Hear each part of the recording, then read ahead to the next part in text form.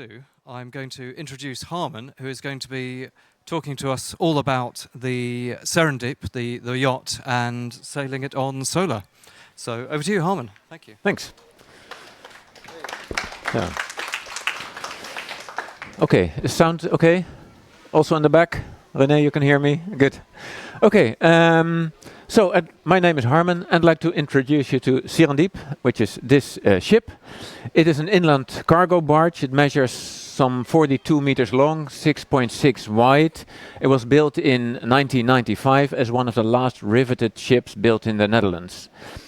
And we bought it as a solution for a space that was sold to a project developer instead of to a community of artists and happy tinkerers and hackers. That's another story that I will not tell today. But we needed the space, we found the ship. And this is what the inside looks like, or looked like when we bought it.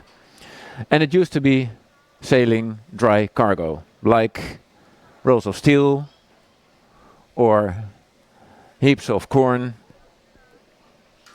or heavy equipment, all kinds of stuff. And now it looks like this. There's a theater on board and a labyrinth that Diana and I have been building to accommodate our artwork. And what do? We make interactive installations that are rooted in complex systems theory and make them into playful contraptions that combine science and art. And this is something about population dynamics. This is one about sea level rise. And it is like a playful science and art playground. If you haven't seen it yet, please visit us this afternoon or tomorrow afternoon. The labyrinth will be open to explore. And we call ourselves Spullenmannen, for those who understand Dutch. We work with all kinds of leftovers from industrial society that we repurpose and make into a scenography for a theater or an interactive installation, etc. And so we have this floating playground now, and the Netherlands has a lot of waterways, so we can sail it almost anywhere except for Apeldoorn, which doesn't have a proper waterway and a proper harbor, but actually also to most of Europe. There's an extensive network of waterways, and that's pretty cool. And so we have started like organizing our own festivals that are sailing. We now visit Y, we visited MCH before. We almost made it to the Maker Days in Eindhoven, but we will probably do that next time. And we have started building like an infrastructure for sailing, not cargo, but culture instead.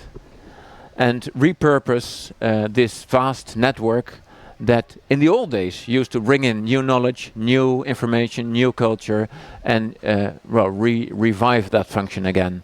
And we by now know a number of other ships that are slowly pooling together and becoming into a true fleet for, well, cool stuff to do.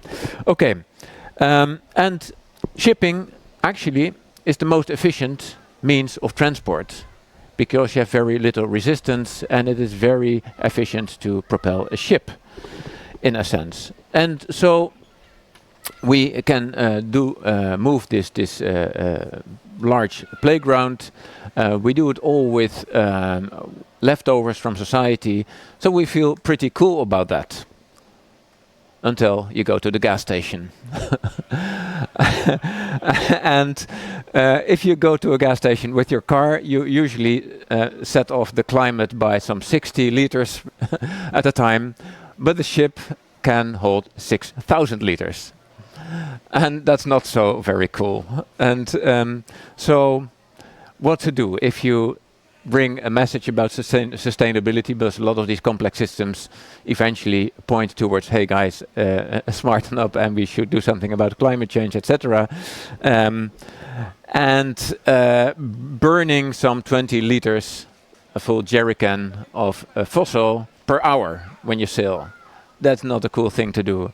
And every time I'm at the steering wheel, I have this image in my mind. Okay, what I'm doing now is just pouring out a jerrycan of fossil and set it to fire, just to move this bloody ship. Okay, so what solution can we think of, knowing that we have left only about 3 years of carbon budget to stay under 1.5 degrees climate change. Can we sail this thing sustainably? Or do we have to put ourselves out of business, to be honest? Okay, and so the challenge is how to move about 120 tons over water with a low footprint, and ideally repurposing old gear that we found somewhere. So that's the challenge that we set ourselves. And there is a solution for that, and actually it's a solution that made the Netherlands a world power one day. And this is the solution that you have to sail a lot of cargo, a lot of weight, with a very low footprint, and it's really efficient. And actually, there's modern variants of that being built right now. So this is a ship that sails, a cargo ship, much bigger sails, but to be honest, it is wind-assisted power. It takes off about 30% of what they would otherwise use in fossil. So it's not the ideal solution yet. There's another solution using kites, and this is in development also. There's just minor problem if you have an inland say vessel. There's a lot of bridges in the Netherlands, and neither the kite nor the sails would work as you would want. So, back to history, there was a solution for that as well. This was it. For a long time, boats were being pulled by hand by burlocks. And there's another one. It was kids' labor, women's labor, and it didn't go very fast, but it worked. And actually, back in the days, it served like earning money for the people who owned the boat. Well, we did pull the ship, and our ship is much bigger than the ship that we are talking in this time of history, but you can pull it by hand. And you can pull some 2 kilometers per hour into the ship. So, of course, that's relative to the speed of the water. Yeah. So the Rhine, you won't stand a chance. Okay. So then there have been other historical solutions to that. And if you don't know Low-Tech Magazine, look it up immediately. It's a wonderful website documenting a lot of low-tech from the past that is really useful still today. And it documented like electric trains to propel ships. And all these sidetracks have been removed by now because we entered the fossil fuel era. But this has been there as a solution, and there were even trolley boats. So, wonderful idea, but I don't think we can start. May start an infrastructure for sailing culture, but starting an infrastructure yourself for, like the lines that you need to power ships throughout the Netherlands, okay, not for us. But then there's a new development, of course, and that's solar. So you have the hatches covering the ship. And nowadays, solar hatches are being produced. So maybe we can do it solar, using PV power to propel the ship. And when you look into this, you find out that this looks really cool, but actually, this is not used for propelling this ship. It's used for powering the refrigerator on board. So when the ship is moored, all the facilities in the housing in the ship are, well, powered with solar, but not the ship itself. Too bad. But then again, these things are getting cheaper and cheaper, and actually you get them for free by now. If you go second hand, people upgrade their systems, and we got handed over some solar panels, and we have it on the roof right now, so we can run the installations, the museum, the theater, carbon neutral at this moment. So that's nice already, but we want to step up, okay? And then there are solutions for propelling a ship electrically. This ship is sailing in the Netherlands right now, and it ships beer from the Heineken brewery to a distribution center. And you see the two blue containers with the green stripes on it. Those are the batteries. So those are stacked with, I don't know, lithium or something else. And when they arrive in the harbor, first thing happens is they change the batteries. Okay, that's a solution, but again, that requires a massive infrastructure for having all these containers at several places and have it ready, and you have to accommodate them in the hold of your ship, which is not nice for our ship. So, okay, what do we do? But then again, we have a rather unique case as compared to most of these inland cargo ships. We essentially don't ship cargo, so we're much lighter than a heavy loaded cargo ship. We do not sail on a daily basis. We go to festivals and we stay there for a week, maybe 2 weeks, and we could use this time to charge a battery and then harvest the power ourselves for then be sailing for maybe a couple of hours or maybe 1 day. So this ratio becomes different than it is for a proper cargo ship. And then we sail mostly in summer, because in winter it's just too cold on board to welcome any audience that would stay very long. So our season is a season when the sun is out. So maybe there's a case. Well, this is the current setup that we have. This is a Detroit diesel machine. It's a 2-stroke diesel engine that accommodates some 370 horsepower. That is like 240 kilowatts. No, 270 kilowatts. And there's a clutch, twin disc clutch, that transfers this rotation from the engine to the propeller shaft. And the propeller shaft turns at about 200 revolutions per minute. And this is a number to keep in mind, 200 RPM. And then you dive a little bit into the theory of propelling ships, and you find this graph and this relationship. And probably you know that if you drive a car, the relationship between the speed that you make and the power you need to go there is like a power relationship. But for ships, it's a cube relationship.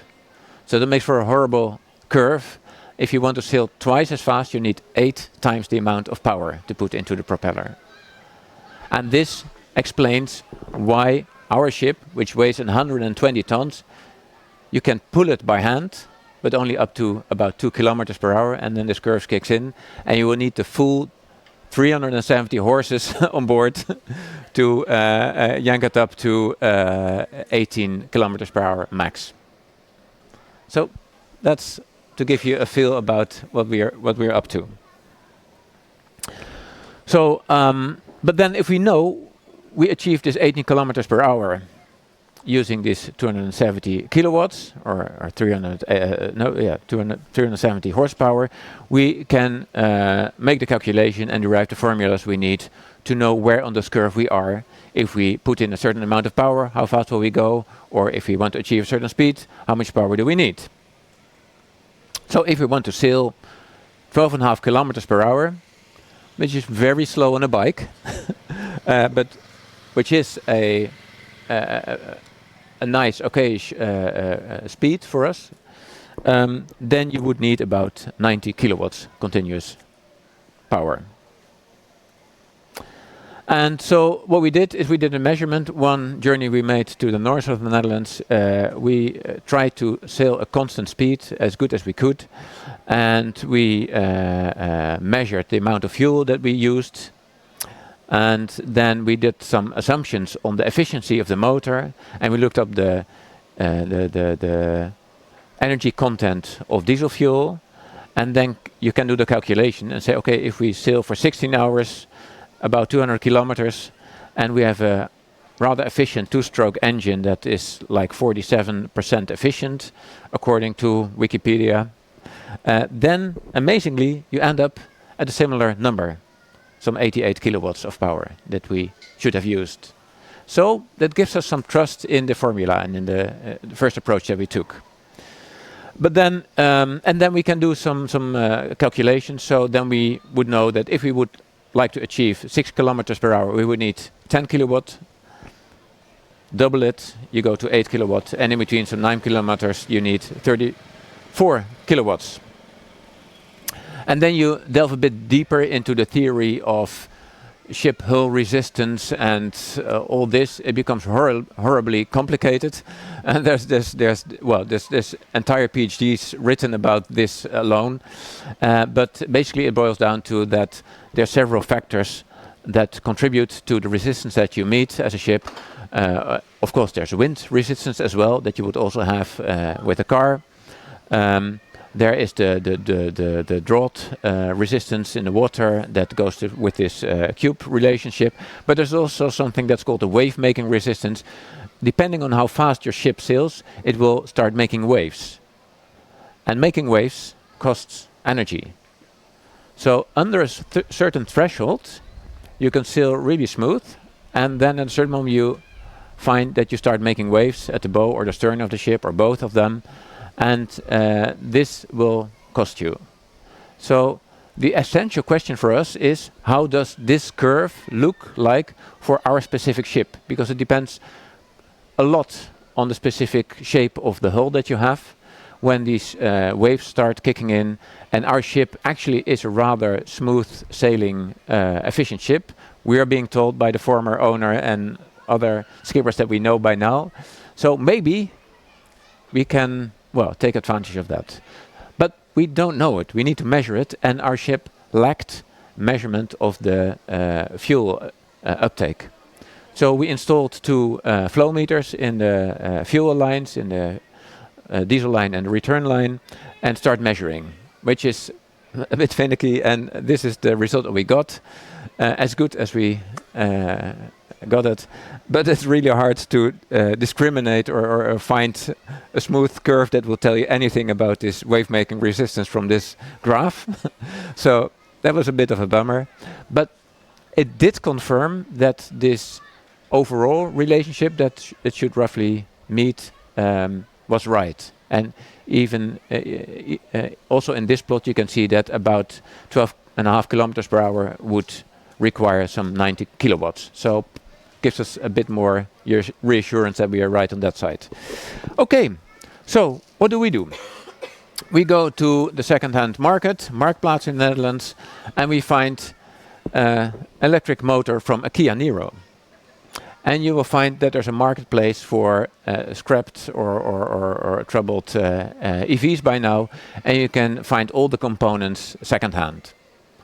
And that's rather convenient. And this little block, I mean, I have to tell, like the original motor in our ship was like a 2-story machine that was like this long, this high, this wide. The engine that we have now is about this size, and this block is like this size, and according to specs, it can produce 200 horsepower. So imagine 200 horses crammed into this little block of aluminium. And so that is about 150 kilowatts. So that is, yeah, seahorses. Thank you.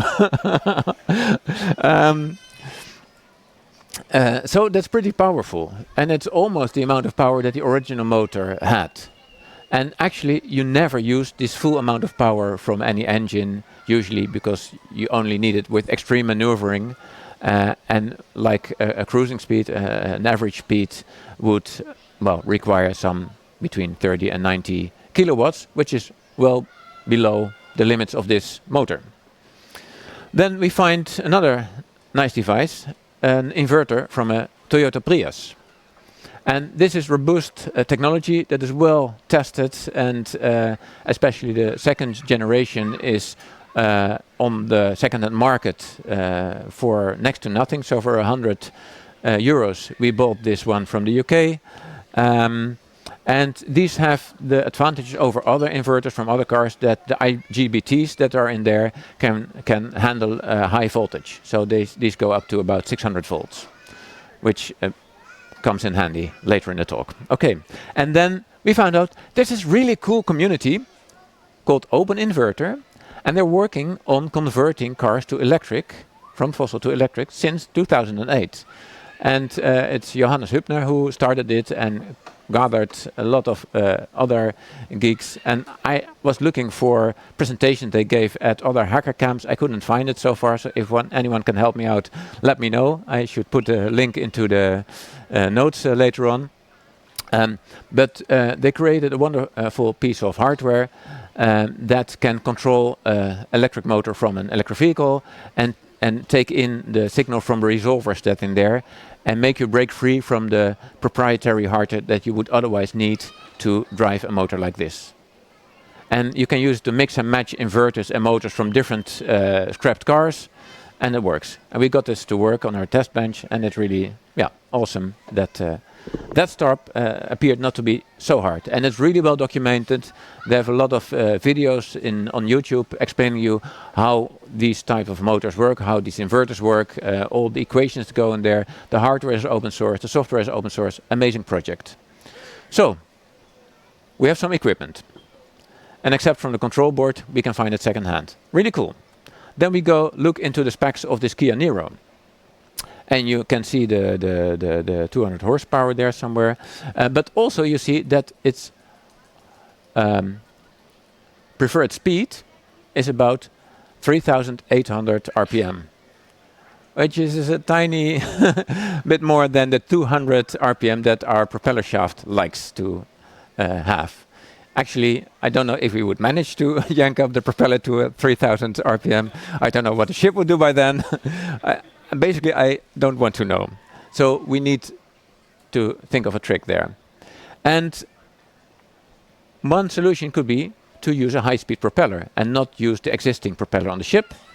And again, history gives us a clue, because in the old days, when ships were first motorized, they had something that in Dutch is called een lamme arm.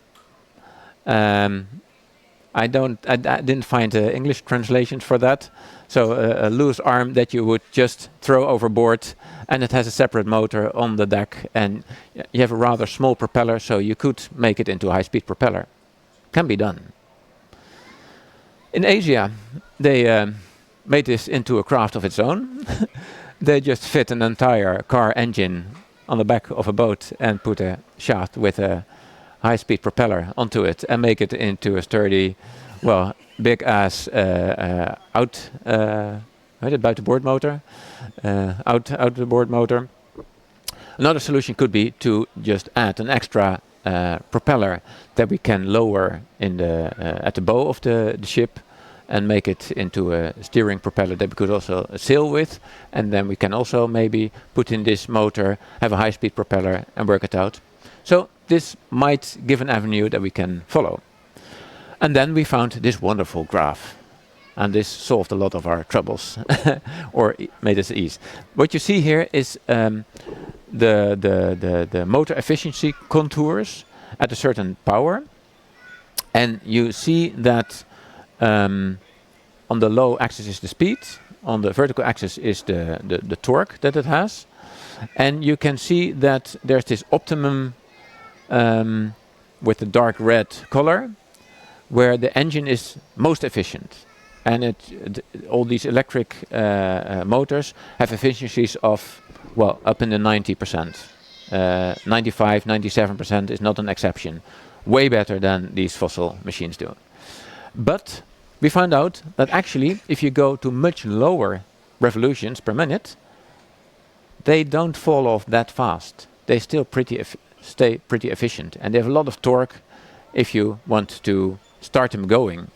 So maybe we don't need to go to 3,000 plus RPM. Maybe we can drive it directly and just use it out of bandwidth, out of spec, in the low revolution range to try it out with 200 RPM. Something we could do. And there's another one. You can find many of these curves online. They also exist for not the motors, but for the inverters, because they also have these curves, of course, and you have to combine them. Unfortunately, we couldn't find them for our inverter and our motor, but we suspect that it should be something similar to this. So that's a guess. Okay. So then we might know where to go with the propulsion, but now the power part of affairs. So our roof consists of hatches that we could cover in PV panels. And we have like 130 square meters. And if we put in second-hand panels, which are basically for free, almost for free nowadays. They don't yield as much as brand new panels would do, but they're still pretty decent and they're for free. So let's use them and use that number for calculation, knowing that if we would have a workable setup, we could step up by fitting it with more modern panels later on. And so if we do that, we calculate that we have a theoretical capacity of some 80 kilowatts peak. So then the main question is, how fast would the ship sail, putting that amount of energy into motor? And if we use this equation that we gain some trust in, but we don't know for sure, we might achieve some 7.5 kilometers per hour, which is not terribly fast. Actually, it's a snail's pace for being at the wheel. But then again, it's faster than the legally required minimum speed that you have to sail to be able to be allowed on the waterways, which is 6 kilometers per hour. And it does allow you to sail upstream also on the Rhine. So, not too bad, basically. And maybe our specific hull shape will help us and we'll go faster. There's a lot of assumptions that we made and that we will know for sure only if we do it in practice. So, this is our roadmap. We first want to make a proof of concept, see if it works, if we can crank the propeller at all. And then we should test the sailing behavior.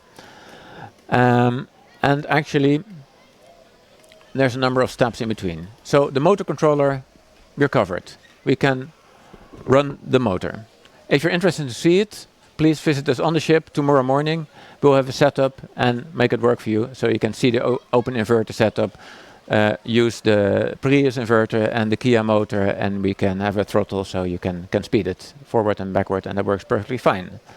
And then we have to do some transmission, maybe or maybe not. We can try it directly and see if it holds at 200 RPM, but if not, we also have the transmission from the Kia Niro, and this has a 1 in 10 reduction of the speed.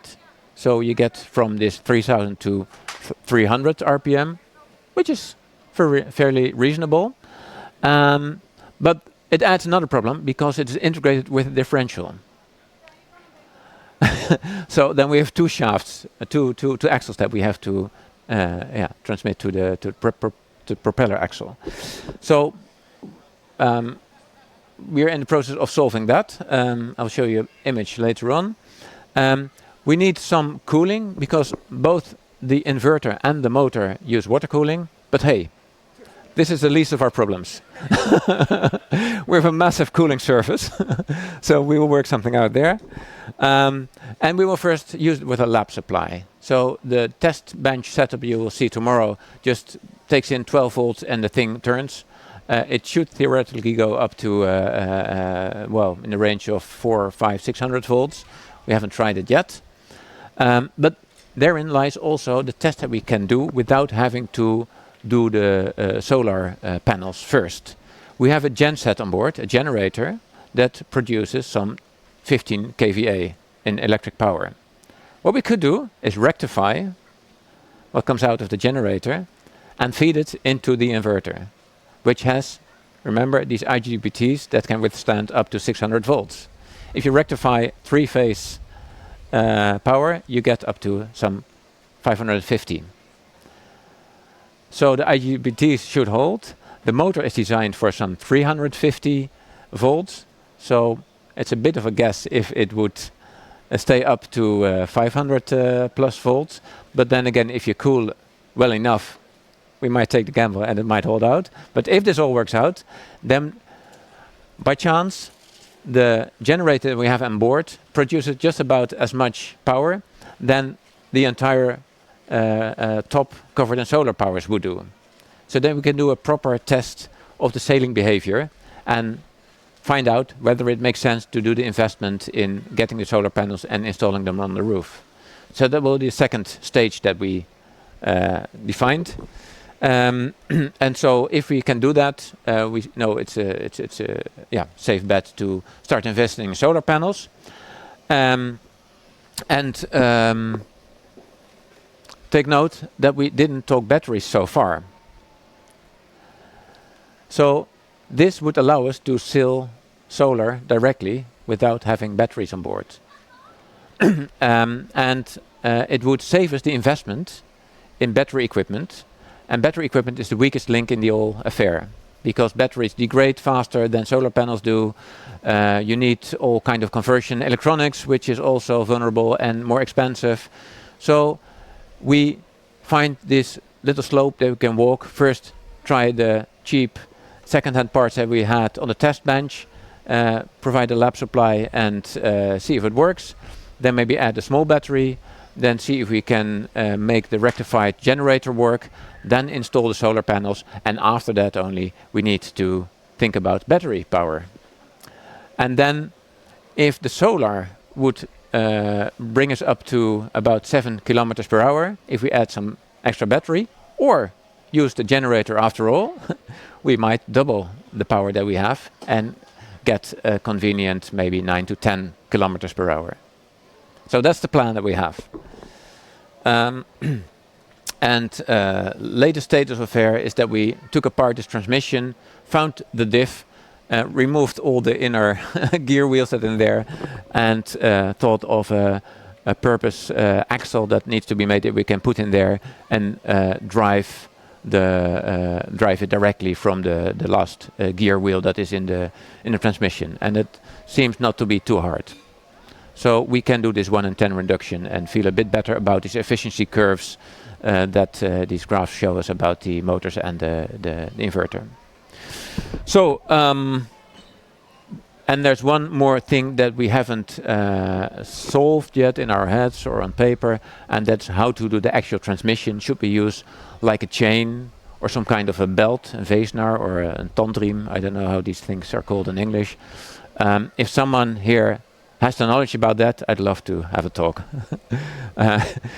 Because that's the thing that we haven't found. We understood that in agriculture, all the tractors have this power takeoff axis, and there's a lot of second-hand gear also in all kinds of transmissions that we might repurpose for our goal of using second-hand gear to make this all work. But we're not expertise. We lack the expertise in that field. So anyone, please go. Thanks. Belt drives and cogwheels. Cool. Okay. So that's it. If you like to see the ship for yourself, we are here still for 2 days. You will find us on the map. In the mornings, we have the fablab open. In the afternoons, the labyrinth. Tonight there will be a lot of talks on several cool projects that people did. And we will have the test bench setup working for you tomorrow morning. And I think the slides are on the lowest URL. And I think we have some space for questions. Thank you.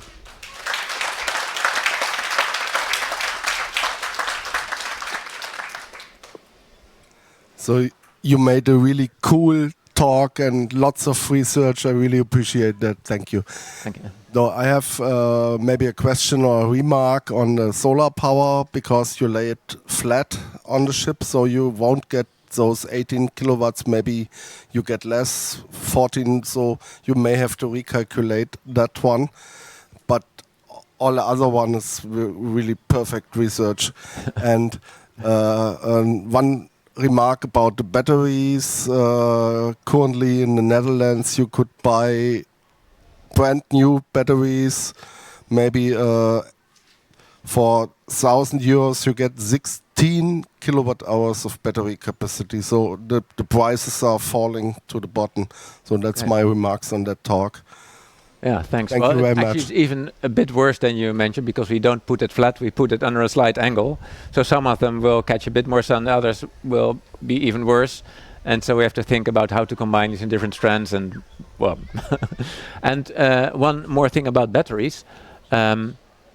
Size or weight are not an issue for us, not at all.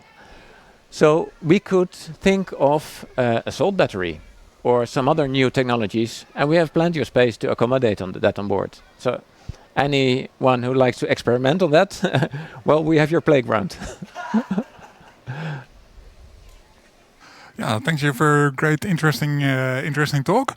I saw you're considering batteries and generator, but did you also consider fuel cells? Because fuel cells is another. Yeah. You could kind of burn all types of different fuels depending on what type of, from hydrogen to ammonia to mierenzuur to whatever. So Definitely. Plenty of possibilities. Yeah, there are possibilities. I looked it up, and a flow battery, that's what you're talking about, I think. So we have this fuel cell and one tank of a certain, substance that holds some energy that goes through the fuel cell and makes electricity and gets into a different tank that you later have to recharge.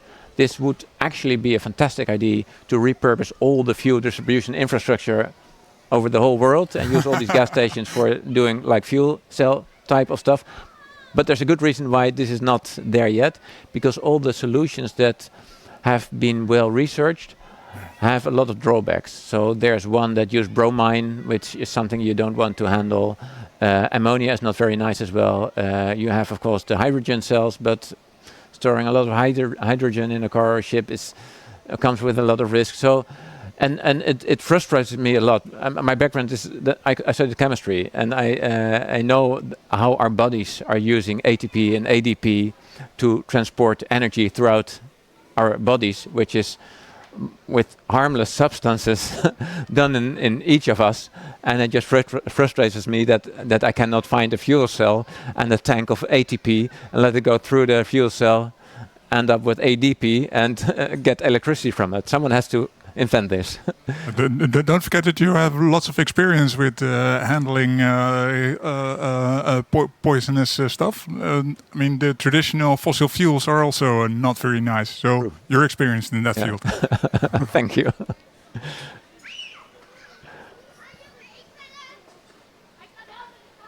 Yes. Thanks for this great project and the talk about it. I had two comments. One you already addressed with the, you don't have to use lithium batteries in a ship. You can have a solar battery or any other chemical battery that uses liquids, which have a much higher lifetime, so they don't degrade that fast. They are large and bulky, but that's not your problem. The second comment is you thought about powering the inverter directly from your generator. I don't know whether you have tried that yet, but depending on how old that inverter is, it might produce a much higher voltage if it's unloaded. So if you're driving at low speeds, you might not get 500, 550, but 600 or 700 volts out of it. And typically, if you design an inverter, you select the IGBT voltage at least 20% higher than the maximum expected voltage, because water cooling doesn't help in that. It's if you exceed the 600 volts, then you have a catastrophic breakdown in the IGBTs and you need a new inverter. So the water cooling helps if you want to drive more current out over it. But yeah, maybe check first with a multimeter what voltages you really see on your genset. Definitely, we have to monitor a lot if we go that step. And there's another thing also with the solar. We will need a small battery to stabilize a lot of all the things that we need and make a low impedance. Well, yeah. Great project, Harman. Good to see you again. I have a few remarks that you asked for. There are sodium flow batteries, or actually at least it's being worked on. So that sounds very much like what you want to do. Basically, you split sodium and chloride, and the chloride evaporates. So first time, don't inhale. But after that, you just basically change the concentration of sodium, rather than passing sodium from cathode to anode and reversely, which is probably the kind of battery you meant when you said salt battery. As for the solar panels, have you considered taking advantage of reflection of the water by hanging them vertically or in another position? I don't know what it will bring, but it might be worthwhile. And then my question is, in what direction should we go for Serendiep? Because, okay, Thank you. Go west, young boy. No, thanks a lot. We have to talk later and get into the sodium business and solar panels. We could cover the side of the ship with solar panels, but that would not come in very handy when sailing through locks, and it will ruin the ship or the solar panels. So. Can you just clarify how to visit the ship in the small time remaining before the closure of the camp? Yeah, you walk that direction, and then you get at the gate, and there's a sign saying Serendiep, get out of the gate, and there will be signs guiding you to the ship. It's about 700-meter walk from the gate.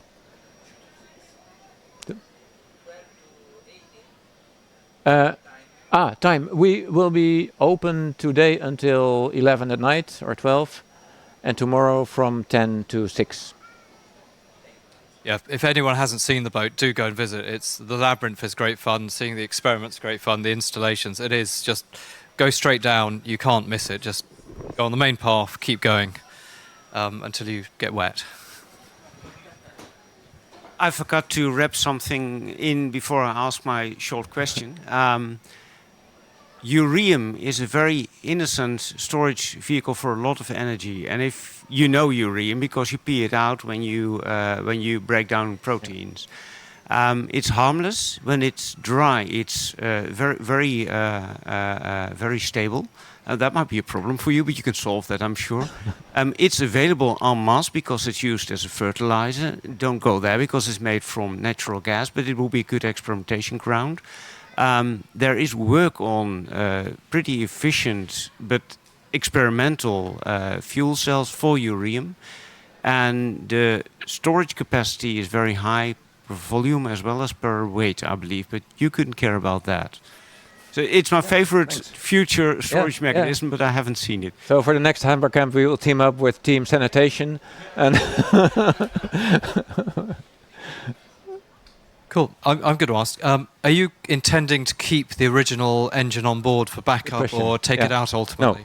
No, we are intending to keep it on board for a very mundane reason, because the engine is what keeps the ship certified.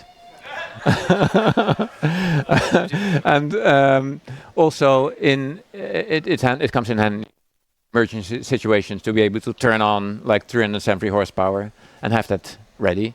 But the certification goes with the engine, and we don't want to open that kind of worms and do that on our own. Yeah. How about the last or the next CCC camp? Depends on where it is. If it is in Berlin again, we looked it up. There was a little harbor, inlet somewhere. We also found that it is about a full week of straight sailing. And if we go solar by then, it will be much longer because we will be going slower than we now do on average. So it could be a cool project to go there. But I think, honestly, that we should combine it with some stops on our way to or back and have like kickoff events or places where you can go and have audience on board and make it into a month of sailing. That's a longer project, because sailing to Berlin with 9 kilometers per hour back and forth for one event feels a bit stretching it. Depends maybe also on the budget that the camp is willing to pour into this, but Shout out for contacts. Okay. For balance as well, we've had questions about just about every type of power source, but I need to ask as well, how would you feel about nuclear power? How about a small uranium reactor on board? I have not looked into recent developments, but I believe there are a lot of developments on small nuclear power devices, but second-hand would be hard, and I think we will get into safety and environmental issues way quicker than we would do with any other solution at this moment. Okay, so anyone watching the live stream with a second-hand reactor, get in Yeah, contact. yeah, please do. Will be interesting anyway, but Also for if people have contacts at the CCC camp or suggestions around that, please get into contact. and if you want to see the ship in your hometown, just contact us and see if we can work something out. Cool. Brilliant. Any other questions? No? Okay. Well, that's super. Well, come to the UK as well. And thank you very much for a really entertaining talk. And do go and visit for anyone who hasn't. So, yeah, super. Okay. Thank you. Thank you.